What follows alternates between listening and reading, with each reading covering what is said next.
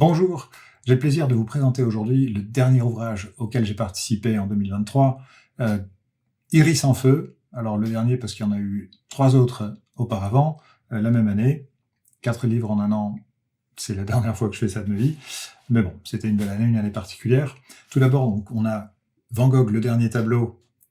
Samuel van der Ven, vous reconnaissez le patronyme, c'est le mien, c'est normal, c'est mon fils. Il a tout dessiné, tout inventé, tout scénarisé, c'est absolument fabuleux et il m'a fait l'honneur de me confier les conseils historiques pour être sûr que, ou sûr, pour être aussi sûr que possible qu'il n'y avait pas d'erreur historique et qu'on était bien aligné sur le contenu d'un autre livre qui est celui-là, Van Gogh à Auvers-sur-Oise les derniers mois, pour lequel j'ai livré 2 essais, la chronologie des événements et un article sur les rencontres que Vincent Van Gogh a faites, parfois surprenantes, à Auvers-sur-Oise et les lieux qu'il a vus. Donc on a pu relocaliser certains tableaux dont on n'était pas absolument sûr de savoir où ils se trouvaient, ou dont on ne savait pas du tout où ils se trouvaient, maintenant on sait.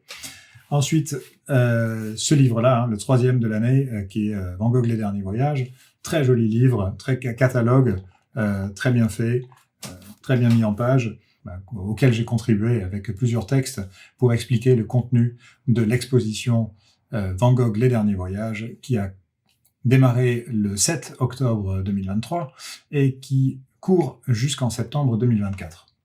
Mais donc, le livre qui motive cette vidéo, c'est celui-là.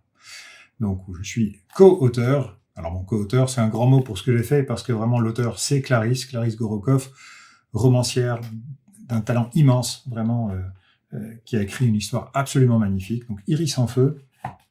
Je vais vous expliquer en quelques mots ce que je viens faire dans cette histoire. C'est-à-dire que pendant le confinement, Clarisse Gorokoff, que je ne connaissais pas, m'a contacté pour me soumettre une nouvelle, un court roman qu'elle avait donc écrit sur les tribulations amoureuses d'une prostituée sur laquelle la vie était déjà un peu passée, comme l'aurait dit Vincent, ou comme il aurait pu le dire, qui donc se retire à Auvers-sur-Oise en 1890 et y rencontre Vincent Van Gogh, qui y vit ces dernières semaines. Et donc ça nous donne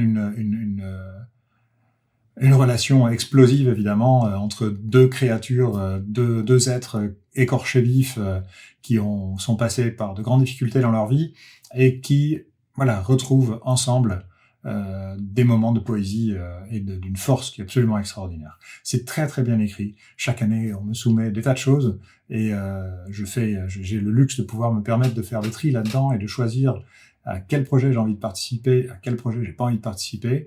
Celui-là, je me suis pas posé la question une seule seconde. C'est tellement bien écrit, j'ai été embarqué dans le livre, et encore, moi, j'ai dû le faire avec un document Word, alors que vous pourrez le faire dans ce petit ouvrage qui est pas cher, 12,50 €. C'est très très bien fait. C'est paru chez Les Cahiers éditeur qui renaît maintenant après avoir commencé il y a une vingtaine d'années avec beaucoup de polars. Là, ils font des livres qui sont entre le polar et tout le reste. Donc ils occupent un espace fabuleux pour lancer ce type de livre. Ils ont donné cette chance à Iris en feu. Et pourquoi est-ce que mon nom est sur la couverture? Eh bien parce que j'ai complété le récit avec des lettres fictives de Vincent Van Gogh. Alors que Clarisse avait fourni le point de vue d'Iris, cette prostituée parisienne qui avait été très marquée par la vie.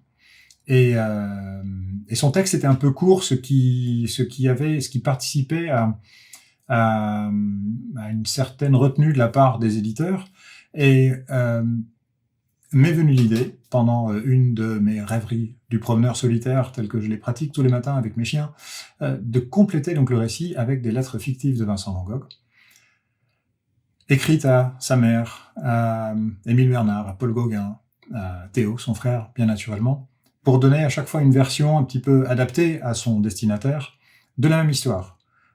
Présenter en fait Iris à ses correspondants habituels.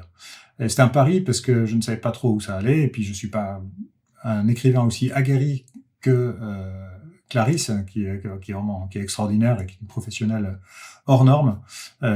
Et donc Mais la solution a bien fonctionné. Enfin, en tout cas, modestement, j'étais très content du résultat. Clarisse était convaincue aussi, en mélangeant ces deux textes, en tout cas en faisant s'alterner le point de vue d'Iris, une lettre de Vincent Van Gogh, la continuation du récit d'Iris et une nouvelle lettre de Vincent Van Gogh.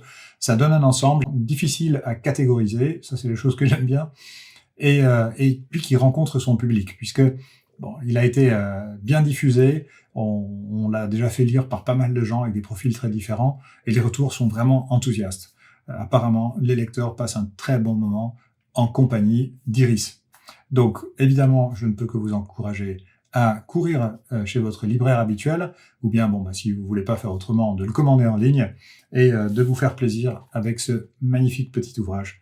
Iris en feu, avec donc des lettres forcément inédites de Vincent Van Gogh, puisque c'est pas lui qui les a écrites, c'est moi, et j'ai essayé de reproduire le style sans tomber dans le pastiche, mais j'ai essayé de reproduire son style et puis de rendre ces lettres fictives aussi plausibles sur le plan historique que possible. Donc, longue vie à Iris, je suis absolument certain qu'elle va mettre le feu partout.